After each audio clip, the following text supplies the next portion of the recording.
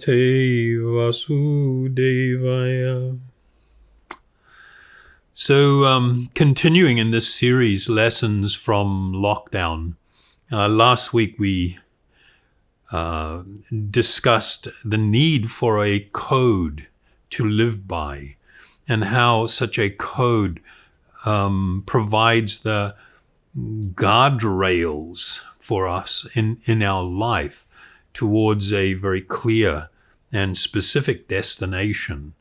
If we don't have such guiding principles in our life, then we will simply become victimized by our minds and our emotions and all of the external messaging that we get. We will not be in control of our destiny. We will not be charting a course. We will just be haplessly blown by the winds and the tides. And that does not produce a good outcome for the majority of people in the world. So this week I was actually planning to get more into some of the specifics of the type of principles that were used in the ancient yoga system guidance to live by. But given what's been going on not only in America but reverberating around the world in relation to the racial tensions and riots that have been breaking out, I thought it would be very appropriate to talk about on the issue of racism today, because it really does connect to everything that we're discussing.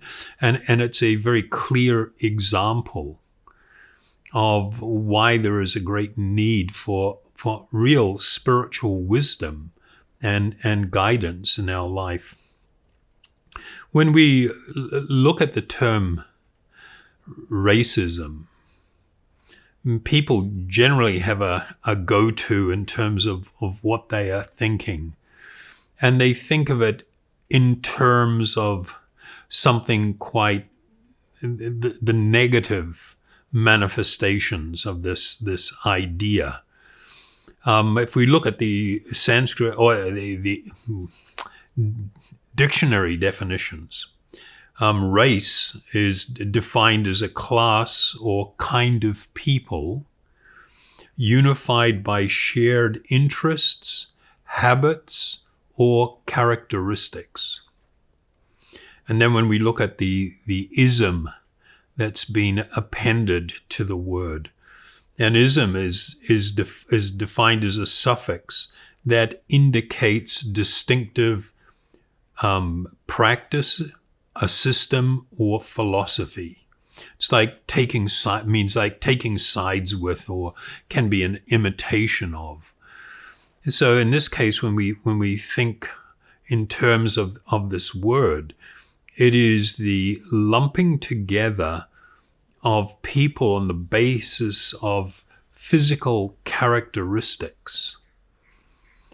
And so when we understand racism in that context, then we will come to gradually appreciate there's no positive aspect to racism when people are overly invested in the concept of race as being one's true identity. This can only bring misfortune. It can never produce anything brilliantly good. So we understand racism as being a social philosophy. But what it does is it requires a blindness to spiritual truth. You have to shut out truth in order to embrace racism, whether it's from the aspect of me feeling that I am a particular bodily label, that I am a particular race, or whether it's me feeling superior to others or others as being inferior to me on the basis of those labels or characteristics. The truth, of course, that's been denied when we adopt any form of racism, and for me, there is no positive form of racism. And one of the things that we're going to be talking about tonight, I've made the title to this talk, Racism When the Solution is the Problem. And I think you'll gradually come to understand where I'm going with that. It's actually meant to be very thought-provoking.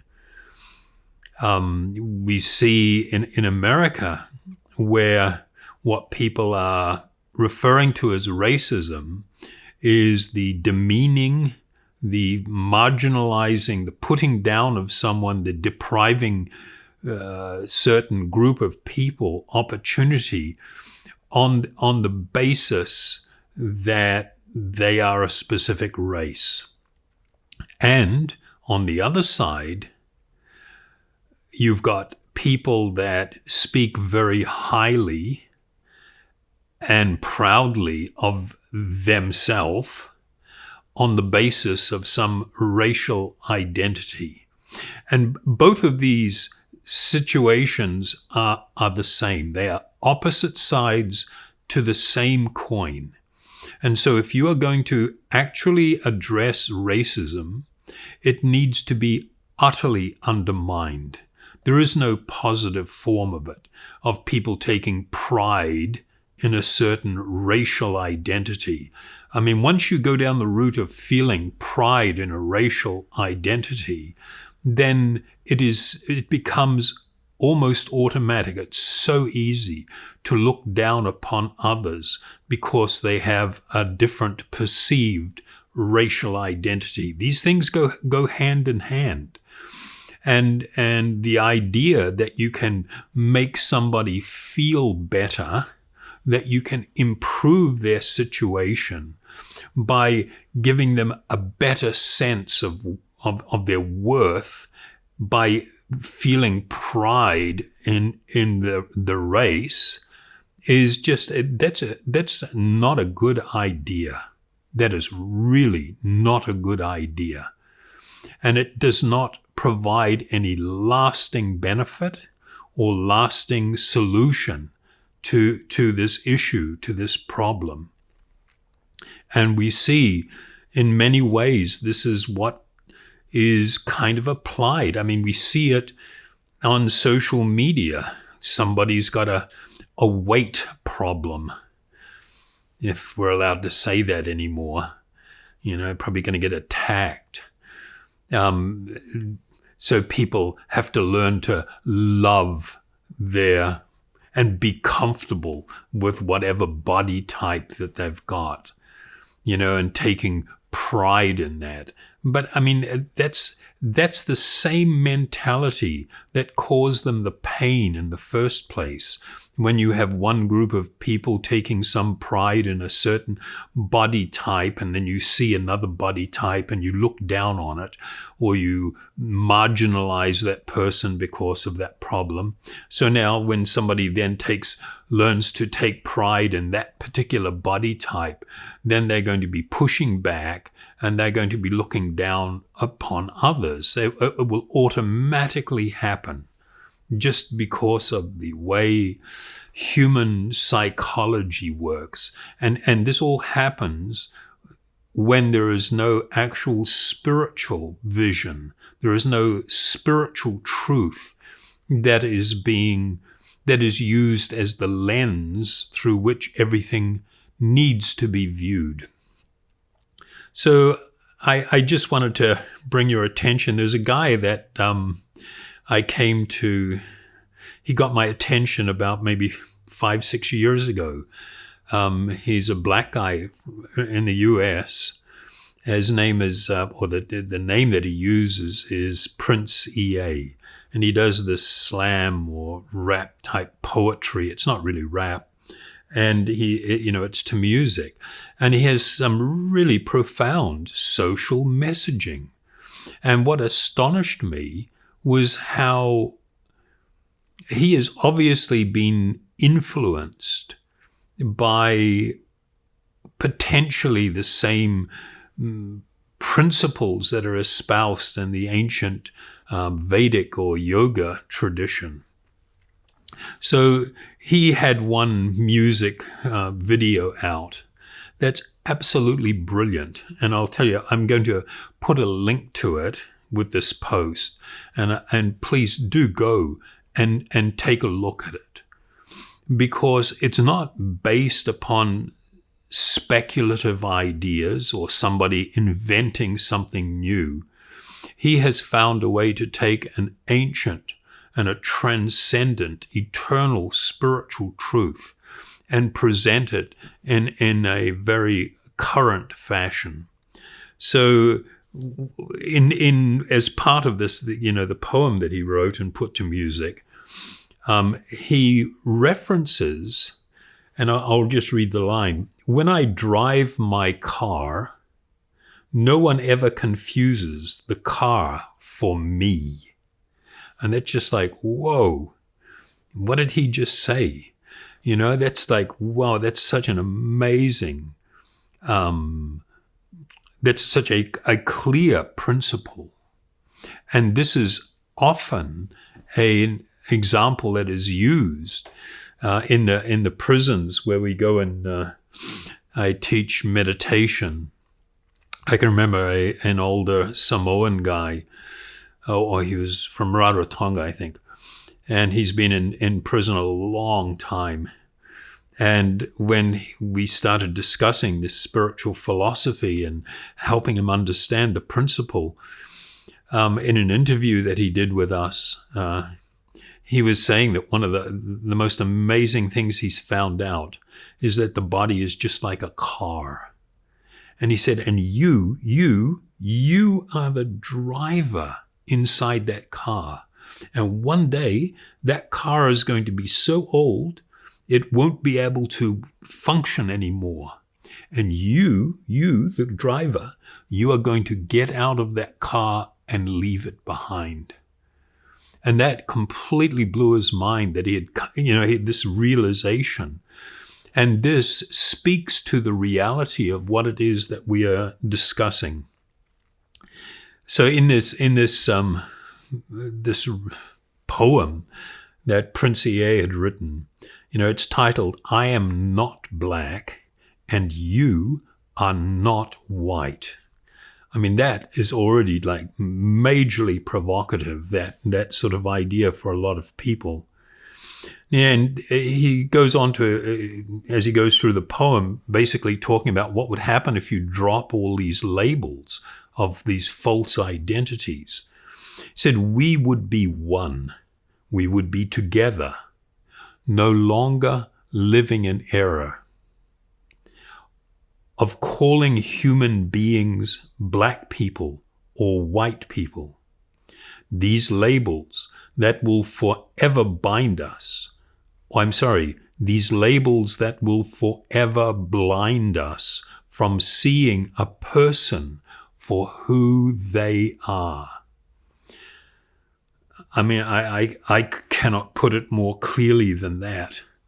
And then at the end of the poem, he states, we were meant to be free.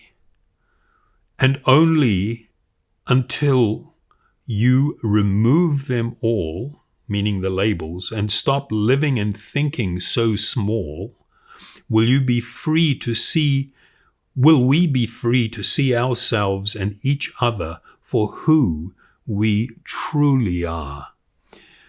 These things that I'm saying, I'm going to probably post his entire poem in this post along with the video link. And I really, really urge you, please look at it, actually look at it and consider it, reflect on it, think about it, and share it with others, because it's a really important principle. The great sin, as they say in America, being slavery, that slavery has always required that one group, that is the slave masters, they have to overlook the humanity of others. You have to see them as less than human. And the way that people can come to that is by being completely immersed in these bodily identities and bodily labels. And so once you go down this route, and we're seeing it, I mean, it's so sad that, the whole selfie thing, the whole body image thing, this adoration of youth where people feel they have to spend, tens of thousands of dollars artificially trying to stay young. Somebody may be 70, 75 years old and not look that old as a result of all kinds of body modifications. But it hasn't changed any reality for you. It's just like a false promise, a false idea. All roads lead to the cemetery. The body is destined for death. We cannot remain in this body, and this body cannot retain its youthfulness. It's not even possible. Even though everybody's talking about finding the magic formula and the fountain of youth, it's crazy. It's not a possibility.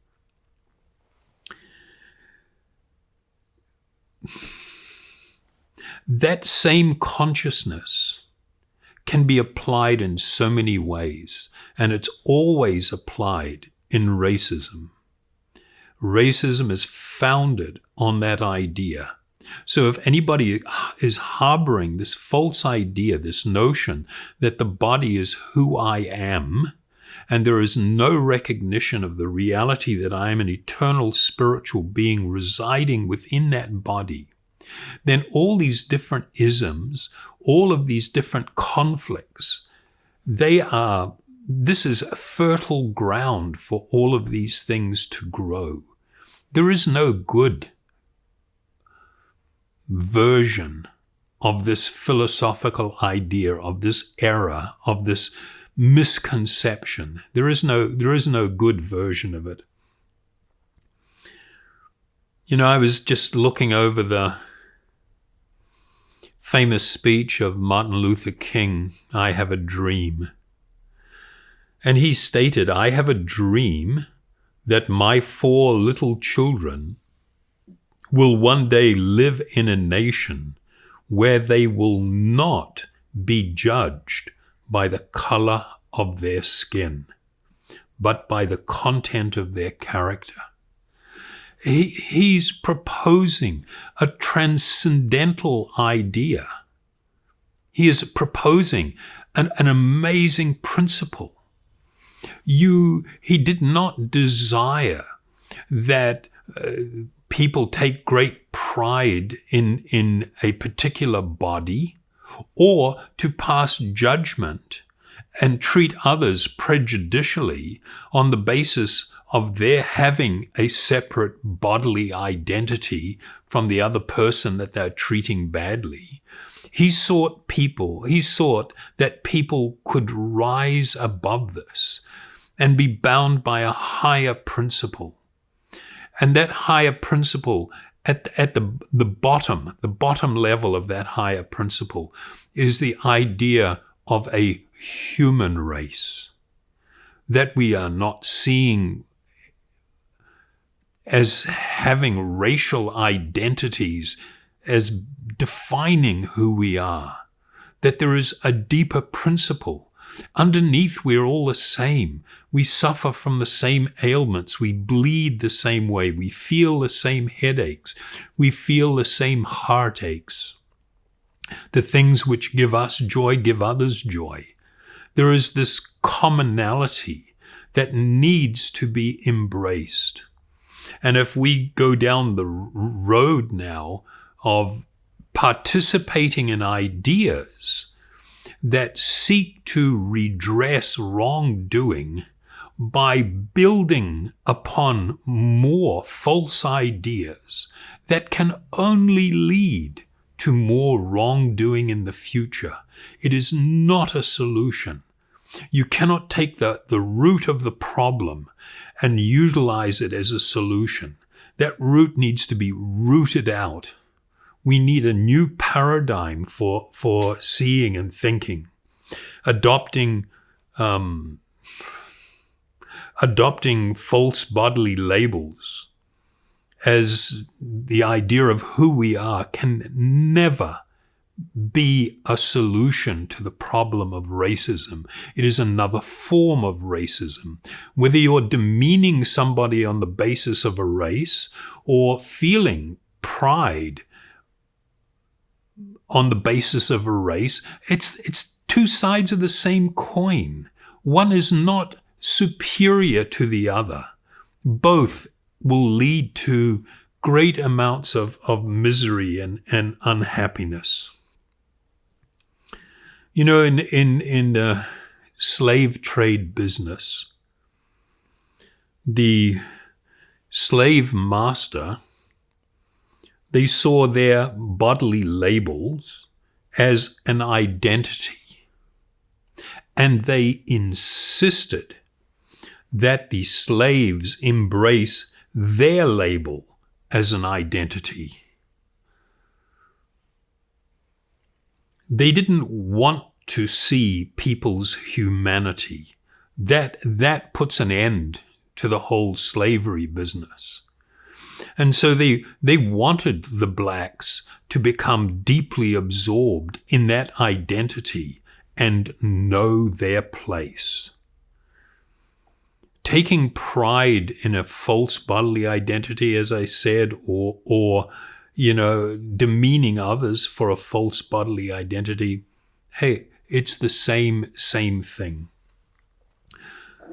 This idea that I'm presenting is a really, really big idea, and it is actually a solution. So I'm going to leave you with a verse from the Bhagavad Gita. This verse is incredibly aspirational. One, if you want to become a better person, if you want to become happier, if you want to become more peaceful, the need to cultivate to grow in your understanding and experience the reality of your spiritual identity, that which will last. Your body is not going to last, but you, as an eternal spiritual being, you will last. You last forever. And the more that you become absorbed in that reality, the better your life will be, and the better you will be in your relationships and your dealings with others. And so this verse, it states that he is a perfect yogi who, by comparison to his own self, sees the true equality in all beings, in both their happiness and their distress, O Arjuna. This is the ultimate big idea. This is the actual solution to not just the racial tensions and problems.